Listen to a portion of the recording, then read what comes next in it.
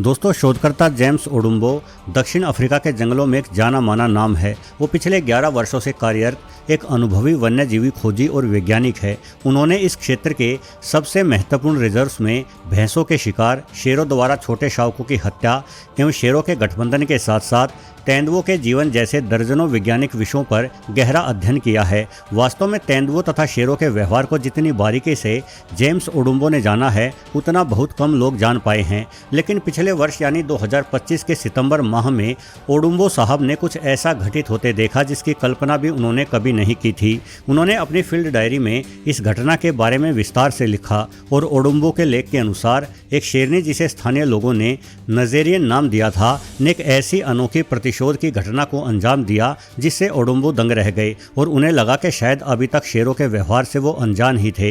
ये पूरी घटना उनके करियर का एकमात्र ऐसा प्रकरण बनी जिसने जानवरों के दिमाग और उनके व्यवहार के बारे में ओडुम्बो की वैज्ञानिक समझ को बोना साबित कर दिया और ये सिद्ध किया कि जानवर भी इंसानों की ही भांति बेहद भावुक होते हैं। उनमें शायद मानव से भी अधिक ममता होती है और प्रतिशोध लेना भी जानवर कभी नहीं भूलते। उन्हें प्यार दो तो बदले में प्यार मिलेगा, लेकिन दुश्मनी की तो वो आपको अपना योद्धा वाला रूप भी दिखा देंगे। तो क्या था ये पूरा मामला, जानने के लिए इस वीडियो से अंत तक अवश्य जुड़े रहिएगा, क्योंकि ये सच्ची कहानी केवल भावुक नहीं है, अपितु ये हमें जीवों के संसार के बारे में रोचक जानकारी भी देती है।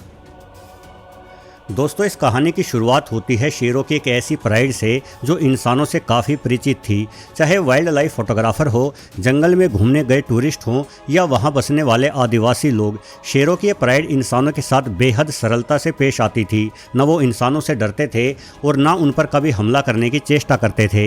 इस प्राइड में 3 शेरनियाँ, एक प्रमुख नर और 4 शावक शामिल थे। तीनों शेरनियों में सबसे बड़ी का नाम था नजेरियन। स्थानीय मसाई भाषा में नजेरियन का अर्थ होता है वो जीव जिसे शांति का वरदान प्राप्त हो। जाहिर है कि उस शेरनी के शांत व्यवहार ने ही उसे ये नाम दिलवाया था।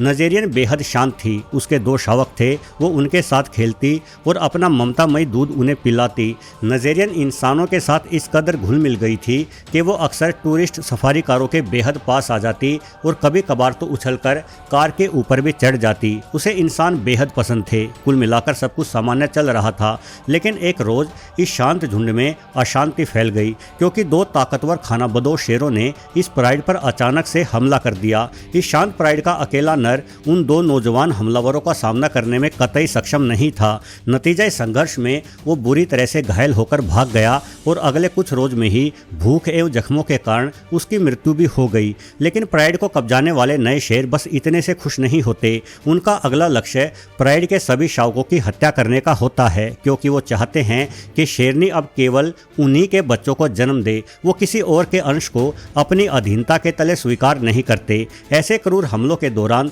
शेरनियां भी कुछ नहीं कर पाती, क्योंकि वो नर शेरों जितनी बलशाली नहीं होती। इसलिए वो बेचारी चुपचाप अपने शावकों को मरते हुए देखती रहती हैं। किंतु नजेरियन ने ऐसा नहीं किया। हमलावर शेर ने सबसे पहले उसी के एक शावक को अपने जबड़े में दबोच लिया। नजेरियन उसे तो नहीं बचा सकती थी, लेकिन वो अपने दूसरे शावक को मुंह में उठाकर तेजी से भाग खड़ी हुई। हमलावर शेरों ने उसका तुरंत पीछा किया, लेकिन नजेरियन की ममता ने उसकी टांगों में ऐसी ताकत भरी कि वो किसी चीता के समान तेजी से दौड़ती हुई उन हमलावरों की नज़रों से ओझल हो गई। ये एक शेरनी के व्यवहार में देखी जाने वाली बेहद दुर्लभ घटना थी। शेरनी कभी अकेला रहना पसंद नहीं करती, फिर भले ही प्राइड को कब्जाने आए शेर उसके शावकों की हत्या ही कर दें, लेकिन वो किसी भी हालत में प्राइड की सुरक्षा को नहीं छोड़ती। सवाना के इन विशाल खुले मैदानों में एक अकेली शेरनी का खुद को और अपने बच्चे को बचाए रखना बड़ा ही मुश्किल होता है, क्योंकि इन जंगलों में हर मोड़ पर मौत अपना जाल फैलाए बैठी रहती है। अकेलेपन के सफर में नजेरियन को न केवल शिकार करके खुद का पेट भरना था, बल्कि उसे हर आहट पर चौकन्ना भी रहना था ताकि कोई शिकारी उसके बच्चे तक ना पहुंच सके। खानाबदोश शेरों के हमले से नजेरियन काफ़ी घबराई हुई थी। वो लगातार अपने शावक के पास बैठी रहती। यही वजह रही कि वो शिकार तक नहीं कर पाई और कुछ ही दिनों में उसकी पसलियाँ दिखने लगी। जाहिर है कि बिना खुद का पेट भरे नजेरियन अपने शावक के लिए दूध का उत्पादन भी नहीं कर सकती थी। इसलिए एक रोज उसे शिकार का कठिन फैसला लेना ही पड़ा। नजेरियन ने अपने शावक को एक सुरक्षित चट्टान के पीछे छुपाया और खुद शिकार को निकल गई। वो अकेली थी, इसलिए भैंस जैसे बड़े शिकार को तो नहीं मार सकती थी। नतीजन वो गजेल्स के झुंड की ओर बढ़ी, लेकिन ये आसान नहीं था। गजेल बिजली जैसी तेज होती है। इन्हें दौड़ में केवल और केवल चीता ही हरा सकता है, किंतु ऊंची घास एवं चट्टानों की आड़ लेकर नज़ेरियन ने पूरा दिन गजेल्स के झुंड के करीब जाकर अचानक हमला करके उन्हें पकड़ने की नीति जारी रखी, परंतु अंत में उसके हाथ निराशा ही लगी। उसके तमाम प्रयास असफल हो गए और हताशा से भरी वो शेरनी वापस अपने शावक की ओर लौटने लगी, किंतु वो बेचारी नहीं जानती थी कि उसकी पूरी दुनिया ही लुट चुकी है। दरअसल जिस समय नज़ेरियन अपने शावक को चट्टान के पीछे छुपाकर शिकार को निकली थी, उसके थोड़े ही समय पश्चात एक खूनी तेंदुआ उस चट्टान के नज़दीक से निकला। मासूम शावक खुद को छुपाने में माहिर नहीं था, वो तेंदुए को नजर आ गया। तेंदुए ने बिना एक पल गवाए शावक को दबोच लिया और उसे मार डाला। तेंदुए भूख के कारण नहीं, बल्कि भविष्य के एक प्रतिद्वंदी को खत्म करने के लिए शेरों के शावकों को मारा करते हैं। वो जानते हैं कि आगे चलकर यही शावक खुद उनकी मौत का कारण बन सकता है, इसलिए वो बड़ा होने से पहले ही उस खतरे को मसल डालते हैं। दोस्तों, चट्टानों के पास पहुंचते ही नज़ेरियन के नथुनों को खून की गंध पहुंचने लगी। तुरंत उसकी आंखें बेचैनी से फैल गई। उसने वो हल्की गुर्राहट अपने गले से निकाली, जिसे सुनकर शावक तेजी से अपनी मां की ओर दौड़ आते हैं, लेकिन नज़ेरियन का शावक उसकी ओर नहीं आया। जैसे ही उस शेरनी ने चट्टानों में खोजबीन की तो जल्द ही उसे अपने बच्चे के शरीर के अवशेष देखने को मिले। वो बच्चा जिसके लिए उसने अपनी प्राइड की सुरक्षा से भी समझौता कर लिया था, जिसकी रक्षा के लिए वो हफ्तों तक भूखी बैठी थी, उस मासूम का शव आज नज़ेरियन के सामने पड़ा था। वो घंटों तक व्याकुलता से दहाड़ती हुई शोक मनाती रही, जो कि बिल्कुल सामान्य था।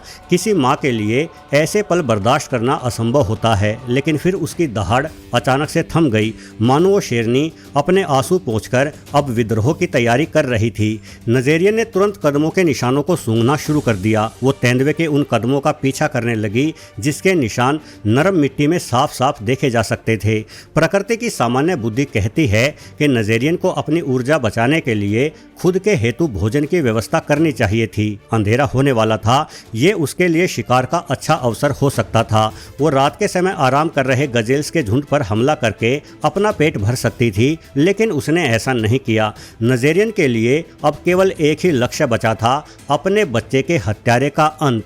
वो हैरतअंगेज रूप से अगले 7 दिनों तक बिना कुछ खाए या पिए उस तेंदुए के कदमों के निशानों का पीछा करती रही। उसकी नाक जमीन और हवा के बीच उस गंध को तलाश रही थी जो उसे उसके दुश्मन तक ले जा सके। वो थकी हुई थी, उसका शरीर मौत के मुंह में जा सकने जितना कमजोर पड़ चुका था, लेकिन उसकी आंखों में एक अजीब सा ठहराव था जिसे देखकर शोधकर्ता उडुम्बो भी दंग रह गए। वो भी आगे के हालात जानने के लिए नज़ेरियन के पीछे पीछे अपनी जीप लेकर चलते रहे। नज़ेरियन ना दिन को रुकती ना रात को, उसने एक पल के लिए भी आराम नहीं किया, बल्कि वो तो किसी मशीन की तरह बिना रुके बिना भटके तेंदुए की ओर बढ़ रही थी। और आखिरकार उसने उस खूनी तेंदुए को खोज ही लिया जो कि एक बंदर के शिकार की तैयारी कर रहा था। नज़ेरियन की नाक को मिली गंध ने तुरंत उसे बता दिया कि यही है उसके बच्चे का खूंखार कातिल। नज़ेरियन तेजी से तेंदुए की ओर लपकी, लेकिन तेंदुआ दौड़कर पेड़ पर चढ़ गया। ये तेंदुओं का सबसे मजबूत पक्ष होता है। वो पेड़ों पर चढ़ने में बंदरों के भी उस्ताद होते हैं। हालांकि शेर भी पेड़ पर चढ़ सकते हैं, लेकिन वो उतनी ऊंचाई तक नहीं पहुंच सकते। और नज़ेरियन तो वैसे भी काफी कमजोर हो चुकी थी, उसके लिए पेड़ पर चढ़ना संभव नहीं था। नतीजन वो पेड़ के नीचे इस इंतजार में बैठ गई कि कभी तो उसके बच्चे का कातिल नीचे उतरेगा ही। इस पूरे मामले को देखने वाले वन्यजीव शोधकर्ता जेम्स उडुम्बो काफी हैरान थे। उनकी हैरानी की 2 बड़ी वजहें थी। पहला तो एक शेरनी द्वारा इस तरह से प्रतिशोध लेने का मामला वो प्रथम बार देख रहे थे। दूसरा ये कि आखिर कैसे उस शेरनी ने अपने शावक के कातिल को 1 सप्ताह बाद भी पहचान लिया, वो भी तब जब उसने उस तेंदुए द्वारा अपने बच्चे को मारने की घटना को देखा तक नहीं था और उसकी पहचान बिल्कुल सही थी। दरअसल इस तेंदुए पर उडुम्बो पिछले 7 सालों से नजर रखे हुए थे। वो तेंदुओं के व्यवहार पर ही रिसर्च कर रहे थे। इस तेंदुए को वैज्ञानिक रूप से उन्होंने L14 नाम दिया था और उन्होंने उस घटना को भी देखा था जब L14 ने अचानक झपटते हुए चट्टान के पीछे छुपे नज़ेरियन के शावक को मार डाला था। उडुम्बो को लगा था कि भले ही नज़ेरियन अपने शावक के कातिल का पीछा कर रही है, लेकिन वो उस तक कभी पहुंच नहीं पाएगी, क्योंकि उसने अपने शावक के कातिल को देखा ही नहीं था। लेकिन केवल अपने बच्चे के शरीर पर मौजूद उस कातिल की गंध को 1 सप्ताह तक नज़ेरियन ने अपने दिमाग में बैठाए रखा और आज वो कातिल पर नज़र जमाई हुई थी। वो शांत शेरनी, जिसके नाम का अर्थ ही शांति होता है, कि जीवन का अब एक ही अंतिम उद्देश्य था, अपने बच्चे के कातिल की बेरहमी से हत्या कर डालना।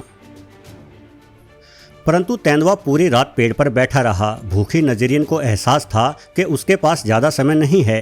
तेंदुआ उसकी तुलना में लंबे समय तक इंतजार कर सकता है, क्योंकि तेंदुए का शरीर भूखा एवं कमज़ोर नहीं है। यदि उसने जल्द ही कुछ नहीं किया तो अपना बदला लेने से पहले ही वो भूख से दम तोड़ देगी। फलस्वरूप नजेरियन पीछे हट गई। उसे मालूम था कि सारी रात पेड़ पर बैठा तेंदुआ सबसे पहले नीचे उतरकर पानी पीने ही आएगा, इसलिए वो नज़दीक के तालाब के पास घात लगाकर बैठ गई। उसने खुद पानी की एक बूंद तक नहीं चखी। प्रतिशोध की भावना ने उसकी भूख एवं प्यास खत्म कर दी थी।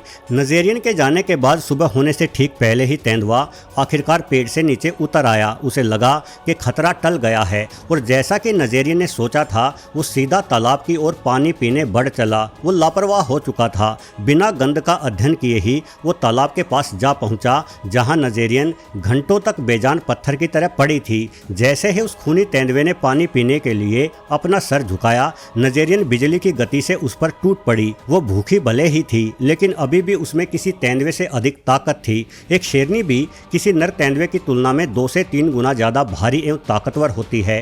हालांकि खूनी तेंदुए ने अपने बचाव में जवाबी लड़ाई लड़ी। उसने कई जख्म नजेरियन को दे डाले, लेकिन आखिरकार नजेरियन ने अपने शक्तिशाली जबड़ों में उस खूनी के गर्दन को दबोच लिया और तब तक दबोचे रखा जब तक उस खूनी के शरीर ने हरकत कर देना बंद नहीं कर दिया। तेंदुए की मौत के बाद जो दृश्य शोधकर्ता जेम्स ओडुम्बो ने देखा, वो और भी अधिक चौंका देने वाला था। उन्हें लगा था कि भूखी नजेरियन इस तेंदुए के मांस को खाकर अपना पेट भी भरेगी, लेकिन नजेरियन ने ऐसा नहीं किया। उसने तेंदुए के शव को वहीं छोड़ दिया और तालाब से दूर आकर फिर से करुणा के साथ दहाड़ने लगी, मानो अपने उस शावक को बता रही हो कि मेरे बच्चे, मैंने तेरा बदला ले लिया है। जेम्स ओडुम्बो लिखते हैं कि थोड़े समय बाद वो घायल शेरनी लंगड़ाती हुई आगे बढ़ने लगी, लेकिन जल्द ही उसके भूखे शरीर की ताकत समाप्त हो गई और वो नीचे गिर गई। वो पूरा दिन एक ही जगह पर पड़ी रही और उसी शाम उस ममता की देवी की भी मृत्यु हो गई। अगले रोज नजेरियन के शव को लकड़भग्गे खा रहे थे तो तालाब के निकट पड़े खूनी तेंदुए के शव को मगरमच्छ चट कर चुके थे। उन दोनों ही जीवों के तमाम निशान जंगल से मिट गए, लेकिन एक कहानी अवश्य पीछे छूट गई, जो शायद याद बनकर आपके मन में भी बसी रह सके। ऐसा ही तो होता है, एक दिन हम सबका शरीर खो जाएगा, लेकिन हमारी कहानियाँ जीवित रहेगी। वीडियो देखने के लिए आपका बहुत बहुत धन्यवाद।